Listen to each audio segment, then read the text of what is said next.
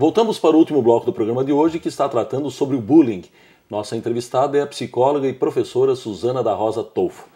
Professora Suzana, o bullying praticado contra as mulheres no ambiente de trabalho, ele tem alguma característica específica que mereça ser destacada se comparado com o que normalmente acontece com os homens? Se nós formos pensar do ponto de vista da prática do agressor, é mais comum que as mulheres sejam agredidas tanto pelos homens quanto pelas mulheres em termos de sofrer o bullying. Dificilmente uma mulher exerce uma agressão em relação ao homem. Esse é um elemento importante do ponto de vista de gênero, porque também é representativo e nós vamos observar que a maioria das pessoas que denunciam as situações de assédio são as mulheres. Elas apresentam determinadas características que parecem facilitar a possibilidade de falar sobre o assunto. Os homens, de modo geral, têm mais dificuldade em aceitar que tenham sofrido as situações de algum tipo de violência, especialmente do ponto de vista psicológico e abuso de poder por parte de outra pessoa.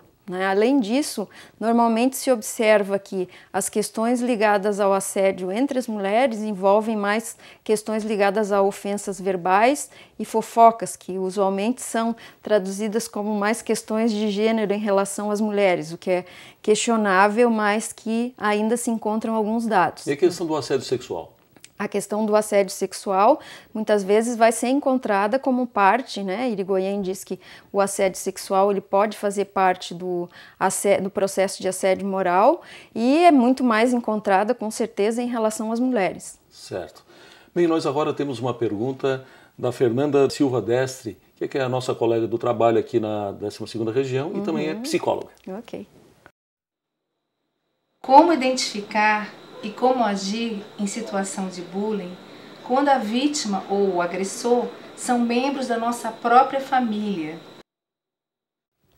Então, existe uma dificuldade muito maior porque as relações de proximidade, as relações parentais, as relações afetivas e emocionais tornam mais difícil identificar quando você está sofrendo determinada violência, de modo especial as violências psicológicas mais sutis, em situações familiares. Irigoyen, que foi precursora nos estudos sobre assédio moral no trabalho, que deu um grande impulso aos estudos sobre a questão, ela começou no trabalho clínico a identificar as situações que eram violentas na família, no casamento, até chegar à questão no trabalho. E ela identificou inicialmente certas características psicológicas que permitiriam identificar aqueles agressores. Isso hoje vem sendo revisto em função que depende sempre da relação. E aí, com certeza, muitas vezes isso vai ser descoberto no atendimento clínico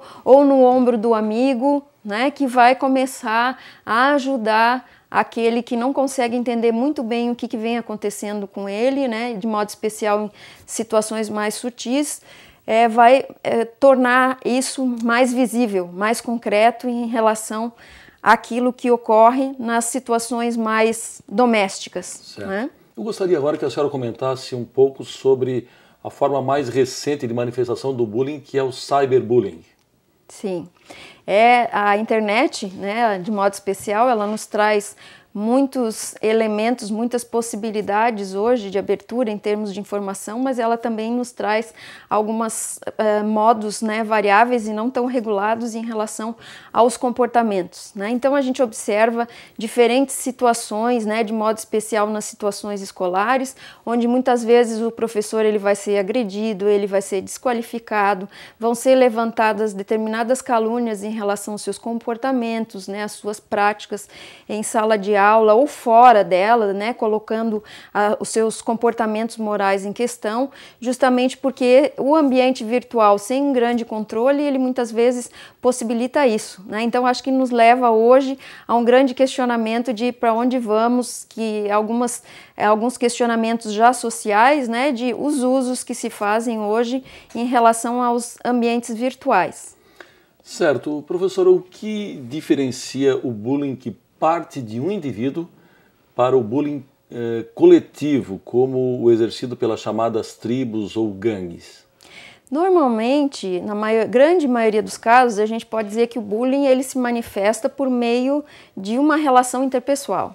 Existem duas pessoas diferentes de opiniões, existem situações de disputa, de interesse, de desejo de exercer o poder sobre o outro. Então, em algum grau, sempre existe uma relação individual e interpessoal na qual se expressa o bullying e existe um bullying presente. Entretanto, existem muitas situações, seja aquilo que se chama de assédio, bullying ou mobbing organizacional, ou no caso das gangues, no caso dos grupos de adolescentes, onde vai existir o quê? Uma intolerância àquele que se diferencia, uma intolerância à diversidade. Em função disso, o grupo vai exercer um controle muito maior. Nós sabemos que o grupo ele tem um papel muito importante, de modo especial na adolescência, para definir determinadas posições, determinados comportamentos que o adolescente vai ou não adotar. E muitas vezes é nessa diferença de entendimento que o grupo vai pressionar, que a tribo vai pressionar para que o comportamento ele seja uniforme.